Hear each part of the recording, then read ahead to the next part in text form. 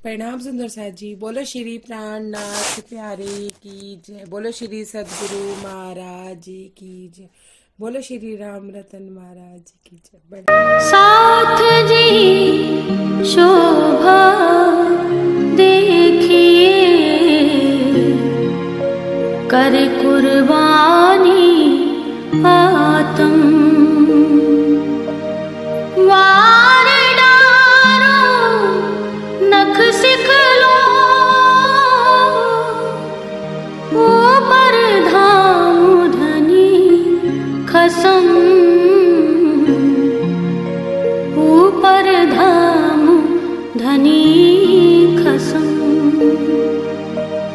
कुर्बानी को नाम सुन मोमिन कुल सतअंग, पीछे होते जो मोमिन, पीछे होते जो मोमिन, दौड़ लिया तिन संग, साथ जी शोभा देखिए, कर कुर्बानी आत्म, कर कुर्बानी आत्म, कर कुर्बानी आत्म।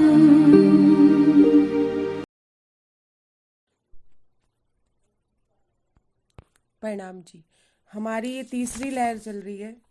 इसमें महाराज जी हमें क्या समझा रहे हैं कि एक तो उन्होंने जो रास्ता अपनाया वो रास्ता हमें समझा रहे हैं, दूसरा वो हमें माया में भी लड़ने का या माया में भी रहने का तरीका बता रहे हैं कि जब सगे संबंधी सब अपने ना हो तो उनके साथ कैसे निपटना है। जो ताऊ ये सोचते थे कि पूरा खानदान ही छज्जू का चला जाए, उनका मन इतना प्रबल था, पंडित होते हुए भी उन्होंने इतने वेद शास्त्र सब पढ़े थे, इतना ज्ञान उनको था कि ये धन धन नहीं है या अवास्तविक धन क्या है ये ना जानते हुए भी, सब जानते हुए भी उनका मन इतना हावी था कि मुझे ये जायदाद संपत्ति चाहिए, इसके लिए चाहे मैं को इन दोनों को मारना पड़े, चाहे मुझे फांसी पे चढ़ना पड़े।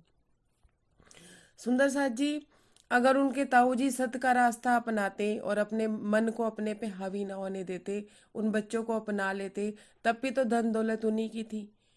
क्यों? क्योंकि मरने के बाद तो उन्होंने भी साथ नहीं ले जानी थी, लेकिन मन इतना प्रबल था कि मेरे नाम पे ही धन संपत्ति और सब हो। दूसरा, इसमें जो महाराज जी ध्यान हमें जो दिखाना चाहते हैं वो ये बताना चाहते हैं कि पंडित होते हुए भी उनका मन इतना प्रबल था, वो अपने मन पे काबू नहीं पा सकते थे। मन के हारे हार है, मन के जीते जीत, हमारी वाणी में भी लिखा है कि इतना ज्ञान उनको था, इतना उन्होंने वेद शास्त्र पढ़े हुए थे और इतना वो लोगों को भी समझाते थे।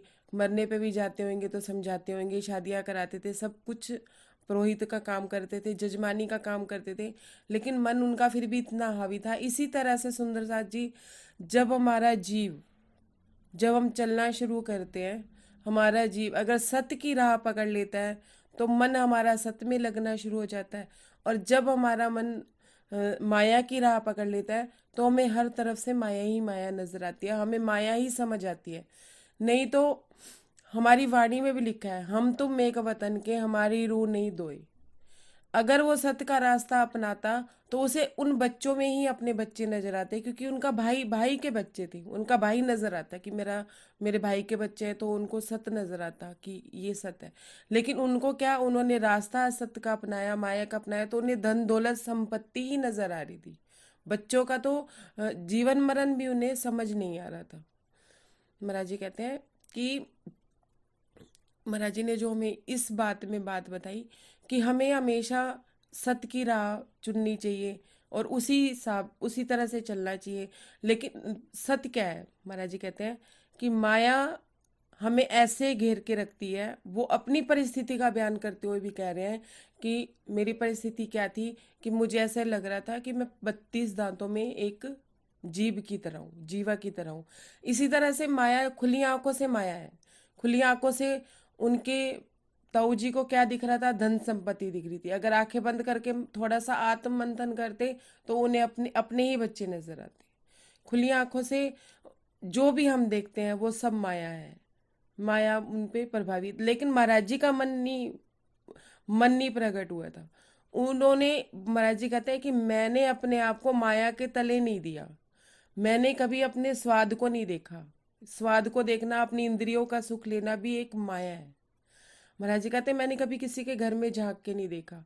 मैंने किसी के घर की कोई चीज नहीं ली, ना कभी किसी से कुछ मांगा। महाराज जी नहीं आए, उनकी रहनी ऐसी थी कि वो दांतों के बीच में नहीं आए, लेकिन जीविया की तरह एक अपने आप को सेफ रखते रहे और अपनी जिंदगी जीवन चलाते रहे। महाराज जी ने हमें सत्य के रास्ते पे चलने के साथ साथ माया में रहने का रास्ता बताया। जैसे उनके ताऊ जी ने उनको उनके साथ ये प्रहार किया, उन पे ये प्रहार किया। उन्होंने बचपन में देखा था कि उनके पिता ने भी कैसे कहा, प्रभु इच्छा, जो करेगा वो भरेगा, प्रभु इच्छा। तो महाराज जी कहते हैं ऐसे ही सोच के कि माया पे छोड़ दे, माया को छोड़ देना चाहिए। ना समझने में ही माया की हार है। महाराज जी कहते हैं मैंने, मतलब उस समय उस छोटे से बच्चे ने क्या किया? छोड़ दिया था ताऊ को। ठीक है, तुमने जो किया ठीक है, खत्म, तुम हो ही नहीं मेरे लिए एक तरह से। तो मेरा बचाने वाला, मेरा समर्थ भरतार। उन्होंने अपनी नजर अपने ईश्वर पे, अपने परमात्मा पे रखी कि कोई एक शक्ति है जो मुझे बचाती है, हर प्रॉब्लम से मुझे खींच के ले आती है। तो उन्होंने हर हमेशा ईमान, अपनी नज़र उस तरफ रखी कि वो आएगा, मुझे बचाएगा।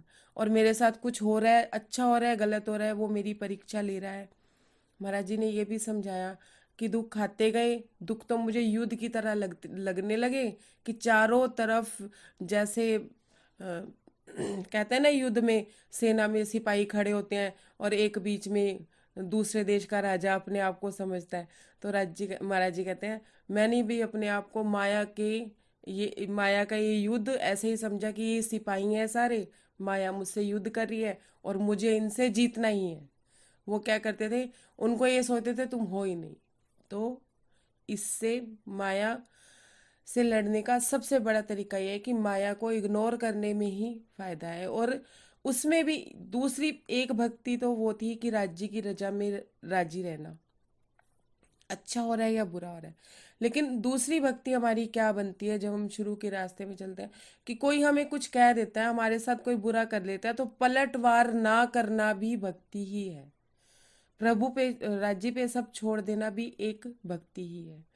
दूसरी बात, महाराज जी की जीवनी की ये घटना ये भी बताती है कि महाराज जी को ना उस समय वाणी मिली थी, ना उस समय उनके पास सतगुरु थे। माया में भी उन्हें कोई सत्य की राह दिखाने वाला नहीं था। लेकिन फिर भी राज्य राज्य की रूह थी। राज्य कहीं ना कहीं उनके अंग संग उनको बना रहे थे, उनको माया के थपेड़ों से बचा रहे थे।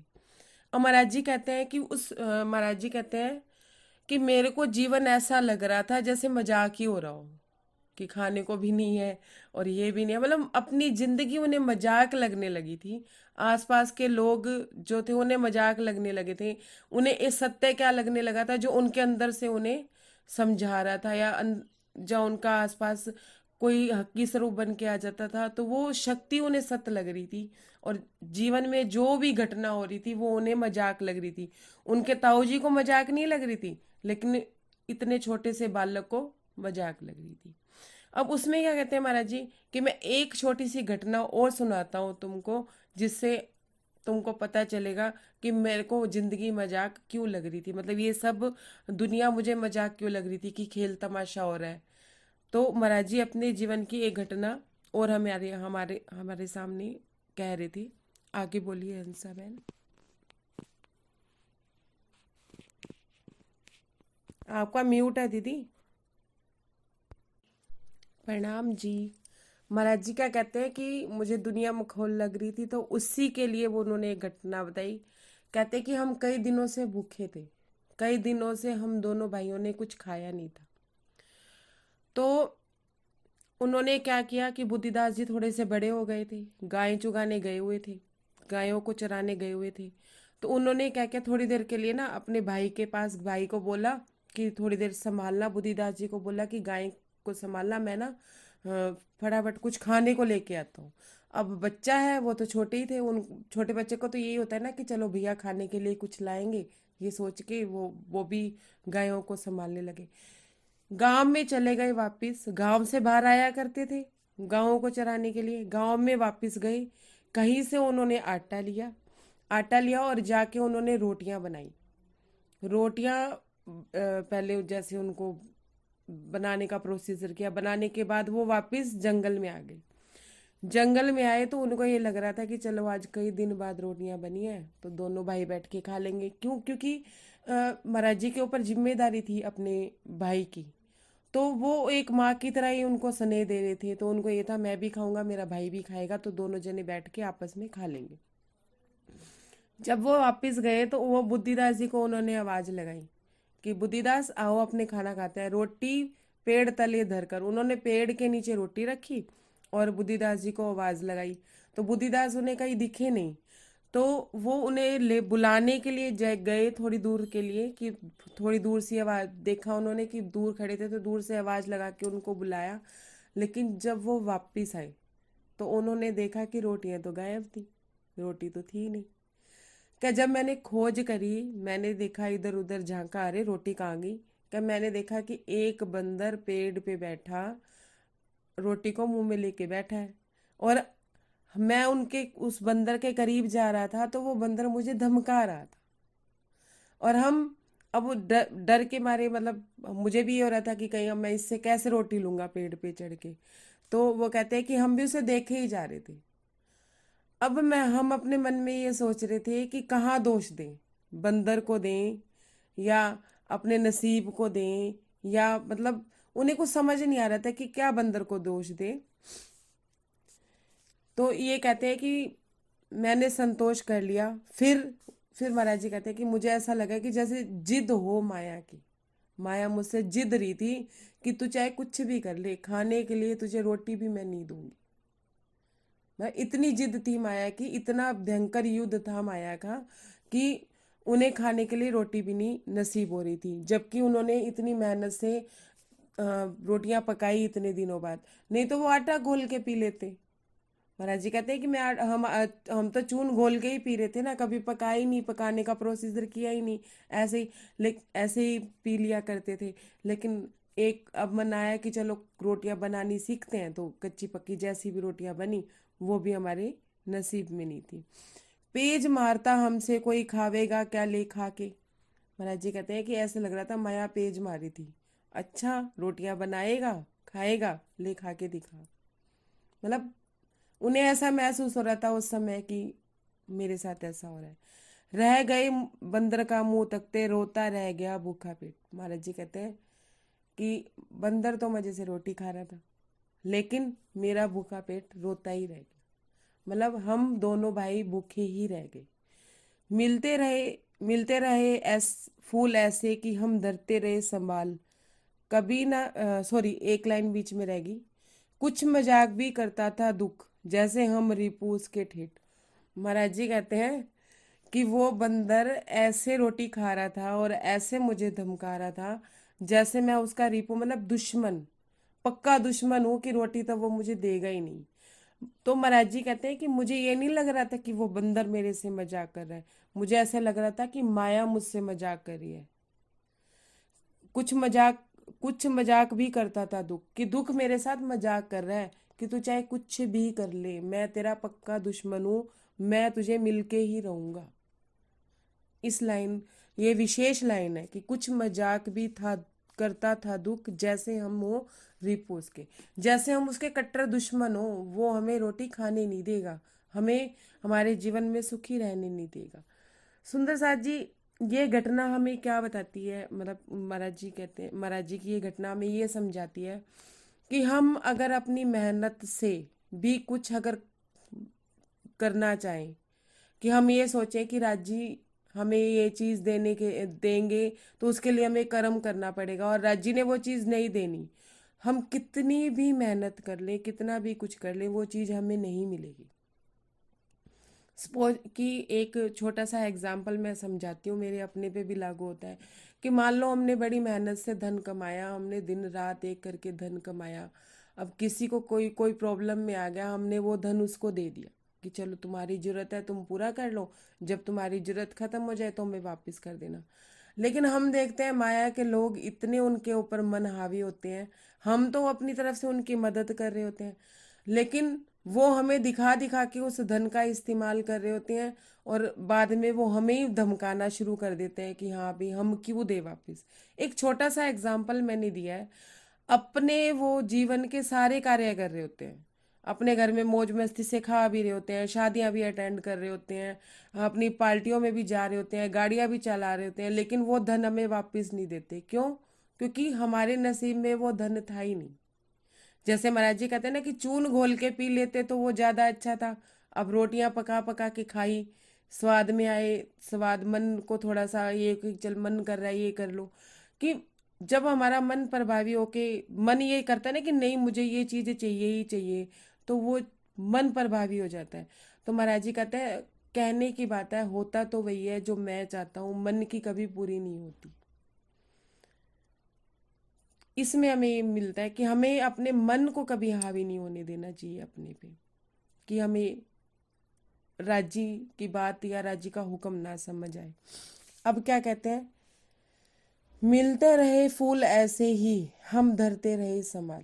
महाराज जी कहते हैं कि हमें ऐसे फूल, ये तो बहुत छोटी सी घटना के माध्यम से महाराज जी ने हमें एक चीज समझाई है कि जो नसीब में नहीं होता, जो राज्य हमें देना नहीं चाहते, वो हमें कभी मिल नहीं सकता। ये बात डेफिनेट है। और अगर जो चीज हमें मिलनी होगी माया की भी, उसके कार्य राजी महाराज आगे से आगे, आगे से आगे रास्ते बनते जाते हैं।